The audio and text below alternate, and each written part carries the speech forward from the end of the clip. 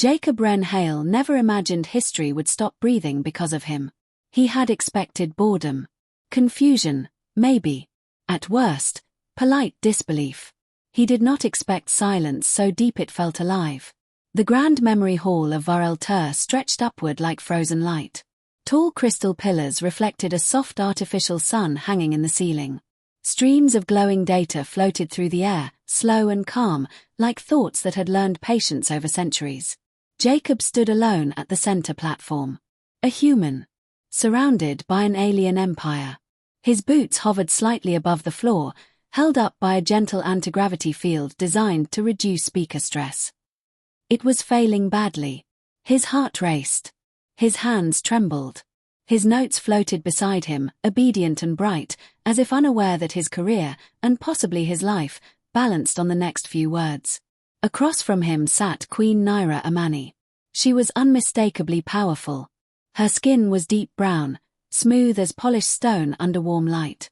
Her posture was calm, not stiff, as if authority was something she wore naturally rather than forced. Her long silver-threaded robes flowed like quiet confidence. Her eyes, dark, sharp, endlessly aware, watched him closely. Only her ears marked her as non-human. Long and elegant, sweeping back slightly, they were not hidden or decorative. They were simply part of her, proud and visible. Naira Amani did not wear a crown. Var-el-Tur queens did not need them. Jacob swallowed. "Your Majesty," he said. A half-second later, his translator echoed his words in flawless Varel speech. Hearing his own voice come back in an alien language always made his stomach twist. "Thank you for allowing me to speak," Jacob continued. "I will do my best to be historically honest." A soft ripple of amusement moved through the court. Queen Naira's lips curved slightly. "Humans," she said calmly, "are rarely accused of excessive honesty." A few council members shifted. Jacob forced a weak smile. Humor was good. Humor meant he was still alive. He raised a hand. A hologram bloomed into existence. An old star map, faded, incomplete, corrupted by time. 112 standard years ago, Jacob said, a human exploration vessel named the Wayfarer Dawn entered Var-el-Tur space. The room stilled. This occurred during a period your records describe as the quiet alignment. Naira leaned back slightly. "That is the polite name," she said. "The less polite one is still banned from public memory." Jacob nodded. "Human records from that time are damaged," he continued. "Logs erased. Transmissions corrupted. Entire mission reports removed." He paused. But not everything was lost. A new projection appeared. Handwritten digital scans. Old human language. Personal notes. "Some files survived," Jacob said, "because one human officer refused to delete them." He did not say the name. Not yet. The court listened. Some with curiosity. Some with visible tension. Jacob spoke of missing ships. Of silent borders. Of how humanity assumed the Wayfarer Dawn was destroyed by space hazards. "But my research suggests," he said carefully, "that the ship was not lost." Naira's gaze sharpened. Jacob felt it before he saw it. Movement. The Queen stood. Her steps were silent as she crossed the floor toward him. Jacob kept talking. He did not know why. Fear, maybe. Or instinct. "She welcomed them," he said. "The records describe kindness. Cultural exchange. Curiosity." Then it happened. Naira placed her hand on his shoulder. It was gentle. Warm. The world stopped. Jacob's thoughts vanished. His mouth froze. The hologram stalled mid-rotation. The court went silent. Jacob became painfully aware of everything. The warmth through his jacket. The pressure of her fingers. The strange certainty that this moment had already happened, long before he was born. "Historian Hale," Naira said softly, "are you still with us?" He swallowed hard. "Yes," he said quickly. "I just temporarily misplaced my courage, my timeline, and my professional dignity." A surprised sound escaped her. A laugh. The court reacted instantly. Shock. Whispers. Queens did not laugh during lectures. Naira withdrew her hand slowly. You remind me of someone, she said. Jacob's heart stumbled. I get that a lot, he lied. Very common human problem. Her eyes did not soften. No, she said. Not your face. Your way of speaking. The way you pause when you think no one is listening. She stepped back. The absence of her touch felt louder than its presence. Jacob forced himself to breathe. My research, he continued, voice heavier now, suggests the Wayfarer Dawn was intentionally removed from both our records. Silence. And that one human remained. Naira sat again. Her voice was quieter now. You did not say his name. Jacob nodded. I didn't think I should. She studied him. Say it. Jacob hesitated. Then spoke. Commander Elias Wren Hale, he said. My ancestor. The room reacted. Data streams flickered. Council members leaned forward. Naira closed her eyes. Recognition, not grief, passed across her face. My grandmother, she said slowly, spoke that name once. Jacob blinked. Once. She called it a warning. Jacob let out a breath he didn't know he was holding. She loved him, Naira said. It was not a question. Yes, Jacob replied quietly. He loved her too. The weight of it settled over the hall. History, Jacob said, records that he disappeared. Naira opened her eyes. He stayed, she said. Jacob's heart pounded. She chose her empire, Naira continued. He chose silence. The lecture ended without applause. The court was dismissed. Later, in a smaller chamber shaped like a spiral shell, Naira sat across from Jacob. Between them glowed 2 cups of Varel tea. Jacob's flickered green. Nervous. You feel it, Naira said. The echo. Yes, Jacob admitted. And I would like to officially complain to the universe. She smiled faintly. History has returned, she said.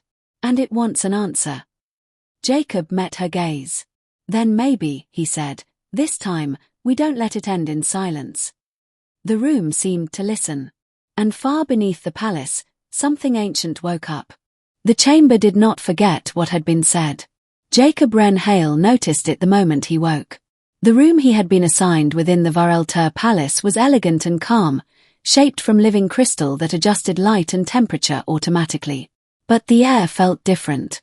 Heavy. Alert. As if the walls were listening.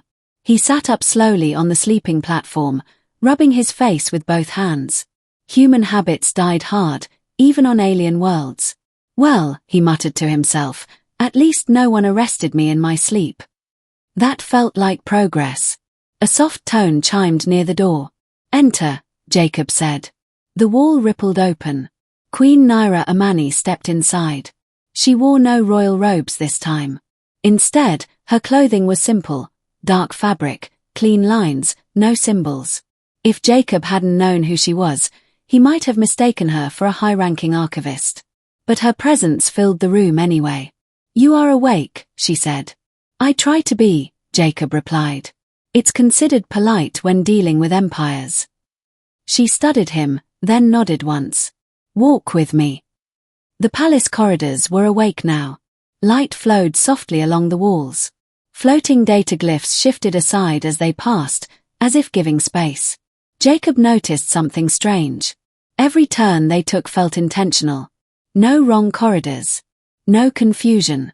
This place, Jacob said carefully, doesn't believe in accidents, does it? Naira's lips curved slightly. No. Only delayed intentions. That did not make him feel better. They entered a restricted archive wing. The air changed immediately, cooler, quieter, heavier. The walls darkened, and thin lines of light pulsed slowly, like a sleeping heart. This is the silent vault, Naira said. Records that were never erased, only hidden. Jacob swallowed. Hidden by whom? By rulers who believed truth was dangerous, she replied. Including my grandmother. They stopped before a floating console. Naira raised her hand. The vault responded. Light unfolded into layered projections, logs, images, emotional markers. Jacob felt it instantly. A pressure behind his eyes. Not pain. Recognition. This, Naira said softly, is where Elias Wren Hale disappeared from public history. The projections shifted. A young human man appeared, slightly taller than Jacob, with tired eyes and an unsteady smile. His uniform was worn. His posture proud but strained. "That's him," Jacob whispered. "That's Elias." Naira watched his face carefully. "He stayed," she said again. "Not as a prisoner. Not as a guest." "As?" Jacob asked. "As a choice." The vault responded. Emotion bled into the air. Loneliness. Hope. Restraint.